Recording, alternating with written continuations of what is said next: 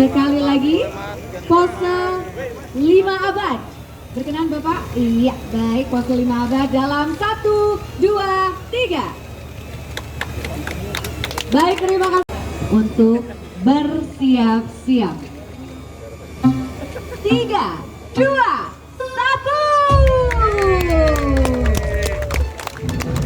Bapak Ibu yang kami hormati, dengan ini Naming Rainal Setiabudi Integritas telah diresmikan. Baik, sekali lagi boleh berikan aplaus yang sangat meriah untuk kita semua.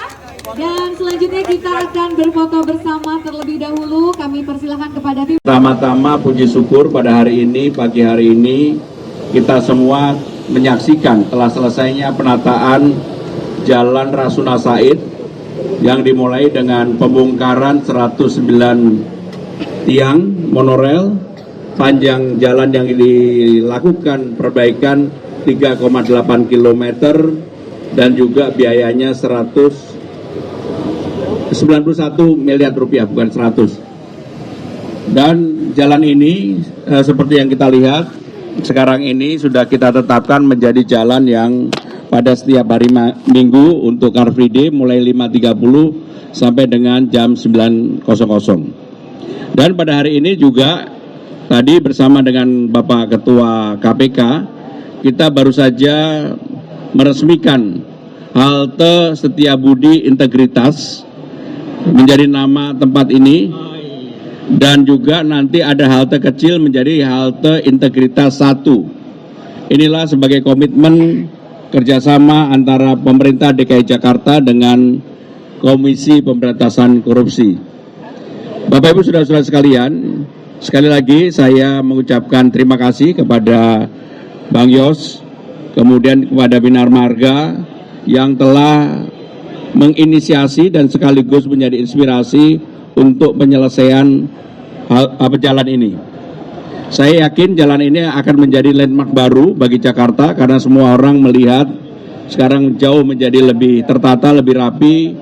Bahkan di ujung ada anggrek yang dipasang secara khusus, menurut saya menjadi lebih baik. Dan saya meminta kepada Dinas Sumber Daya Air, nanti kalau jembatannya sudah jadi, air kali Cidengnya sudah bersih, maka jembatan-jembatan atau penyeberangan yang ada, saya membayangkan sebagai bagian dari integritas kita kepada KPK, ada gembok kunci yang kita mulai pasangkan, yang dimulai tentunya kalau para remaja yang lagi jatuh cinta.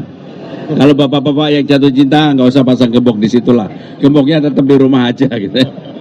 Bapak Ibu saudara-saudara sekalian, dalam kesempatan ini saya juga minta izin Pak Ketua KPK, saya akan menyampaikan satu keputusan Pergub yang baru saja kemarin 2 hari yang lalu saya tanda tangani.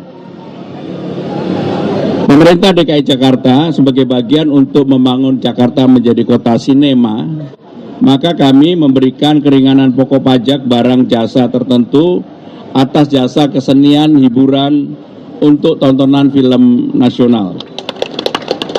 Pergub ini Pergub nomor 531 tahun 2026 tentang pemberian keringanan pokok pajak dan jasa tertentu atas jasa kesenian, hiburan, dan tontonan film nasional.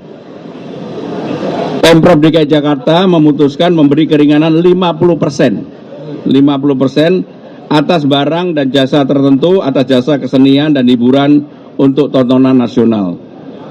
Keputusan ini setelah kami melakukan diskusi panjang dengan Asosiasi Produser Film dan Gabungan Pengusaha Bioskop seluruh Indonesia. Keringanan 50% tersebut menjadi pajak tontonan film nasional dapat menjadi insentif bagi rumah produksi. Jadi dikembalikan kepada rumah produksi untuk lebih banyak memproduksi film terlebih lagi untuk mengundang untuk shooting mengambil gambar di Jakarta. Dan 50% pajak kembali kepada Bapenda DKI Jakarta akan digunakan sepenuhnya untuk ekosistem perfilman, baik pembangunan infrastruktur, maupun program penguatan film nasional.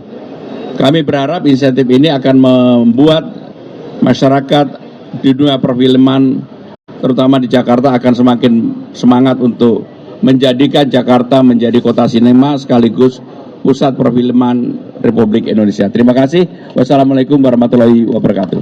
Saudara-saudara sekalian, yang pertama untuk penataan Rasuna Said ini kita akan melakukan secara menyeluruh.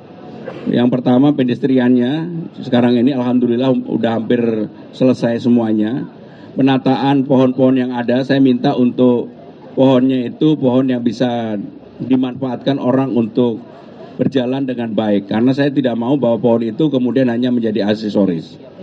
Saya juga minta kepada sumber daya air untuk melakukan pembenahan Kali Cideng. Karena di sanalah yang berhadapan langsung dengan KPK dan sebagainya. Maka akan kita lakukan perbaikan termasuk penurapan turap yang lamanya dicabut diganti yang baru, dan saya yakin nanti akan memperlihatkan bahwa wajah Jakarta di tempat ini akan menjadi lebih nyaman dan aman. Sedangkan untuk konektivitas ke JIS, sekarang ini besok kita akan resmikan stasiun yang ada di bawah JIS, kemudian KRL-nya akan berhenti, dan juga Transjakartanya akan lebih mudah, termasuk jembatan penghubung antara Ancol dengan JIS-nya sudah selesai, sehingga demikian orang kalau akan nonton konser, nonton sepak bola dan sebagainya tidak perlu lagi parkirnya semuanya di JIS, karena sumber kemacetan adalah ketika semuanya tertumpah ruah di JIS, sehingga demikian Ancol dengan daya tampung mobil lebih dari 10.000, motor apalagi. Sehingga saya yakin Jakarta, salah satu hal yang akan menjadi masa depan Jakarta menurut saya di utara adalah di JIS dan Ancol. Saudara-saudara sekalian, hal yang berkaitan dengan penertiban liar di Jakarta Timur, begitu kejadian sebenarnya driver ojolnya juga ikut bersama-sama dengan tim penertiban pada waktu itu, dan driver ojolnya sudah melakukan penandatanganan untuk mengakui bahwa ada kesalahan. Tetapi memang karena viral, secara khusus Dinas Perhubungan dan melalui Sudin Perhubungan Jakarta Timur akhirnya bertemu secara langsung driver ojol di kediamannya. Di situ disampaikan termasuk oleh driver ojol bahwa tidak ada pungutan sama sekali untuk penyelesaian kasus ini, yang pertama. Yang kedua, memang saya juga meminta kepada Dinas Perhubungan hal-hal seperti ini kita lebih baik kita respon langsung dibandingkan dengan viral baru kita respon. Tetapi memang ya eranya juga era sosial media.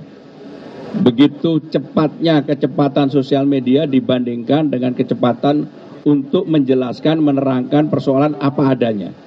Karena bagi saya, teman-teman wartawan juga pasti tahu, saya selalu mengatakan saya meminta wajah Jakarta ini wajah yang apa adanya, nggak perlu dikemas-kemas dan sebagainya. Sehingga dengan demikian, dengan penyelesaian secara langsung oleh Sudin Perhubungan Jakarta Timur dengan driver ojol dan kemudian sudah dijelaskan kepada publik, mudah-mudahan yang seperti ini tidak terulang kembali. Untuk berikutnya Pak Ketua. Terkait masalah yang itu, ya pastinya masyarakat bisa menilai. Masyarakat semua pihak, termasuk juga partai-partai juga bisa menilai, gitu. Nah, yang paling penting adalah soal integritas. Diharapkan bahwa kader itu adalah orang-orang yang memiliki sebuah integritas.